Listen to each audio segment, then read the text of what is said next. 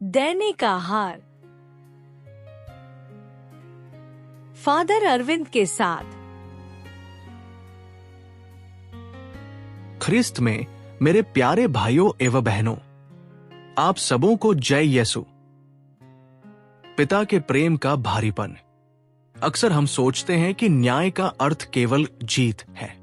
आज के पाठ में युद्ध समाप्त हो चुका है, विद्रोह कुचल दिया गया है और राजा दाऊद का सिंहासन सुरक्षित है। राजनीतिक रूप से ये एक बड़ी जीत है, लेकिन महानेम नगर के द्वार पर कोई उत्सव नहीं, बल्कि एक टूटता हुआ पिता खड़ा है। अबसलोम अपनी सुंदरता और घने बालों के लिए प्रसिद्ध था। जो बाल कभी उसका गौरव थे, वही जंगल में उसके लिए फंदा बन गए। ये एक गहरी चेतावनी है। जिन वरदानों का उपयोग हम स्वयं को दूसरों से ऊंचा दिखाने के लिए करते हैं, अक्सर वही हमारे पतन का कारण बन जाते हैं। सेनापति योआब ने अबसलोम में केवल एक शत्रु देखा, लेकिन दाऊद ने अपना पुत्र देखा। जब संदेशवाहक युद्ध में जीत का समाचार लाया, तो दाऊद ने राजनीति या रणनीति की बात नहीं की। उसका केवल एक प्रश्न था, क्या बालक अबसलोम कुशल से है?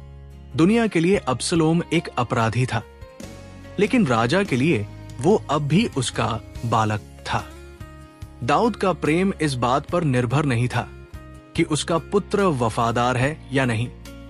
यह हमें ईश्वर के उस हृदय की याद दिलाता है जो कहता है कि उसे किसी पापी की मृत्यु में नहीं, बल्कि उसके हृदय परिवर्तन में आनंद मिलता है। दाऊद का सबसे भावुक विलाप था, भले ही मैं तुम्हारे स्थान पर मर जाता। एक मनुष्य होने के नाते दाऊद अपने पुत्र के बदले नहीं मर सका, लेकिन ये पुकार हमें सीधे क्रूस की ओर ले जाती है, जहां दाऊद अपने विद्रोही पुत्र के लिए मर नहीं सका। वही परमेश्वर ने अपने पुत्र यीशु मसीह को हमारे लिए मरने भेजा, तब जब हम पापी और विद्रोही ही थे। अबसलोम अपने घमंड के कारण पेड़ पर लटका, लेकिन यीशु हमारे पापों का बोझ उठाने के लिए क्रूस पर लटके। आज हमें स्वयं से पूछना चाहिए, क्या हम योआब की तरह दूसरों को केवल दंड देना चाहते हैं, या हम दाऊद की तरह एक ऐसा हृदय रखते हैं जो अपनों के विश्वासघात के बाद भी उनके लिए तड़पता है? याद रखें, ईश्वर के राज्य में किसी को सुधारना और उसे वापस पाना किसी शत्रु को नष्ट करने से कहीं बड़ी विजय है।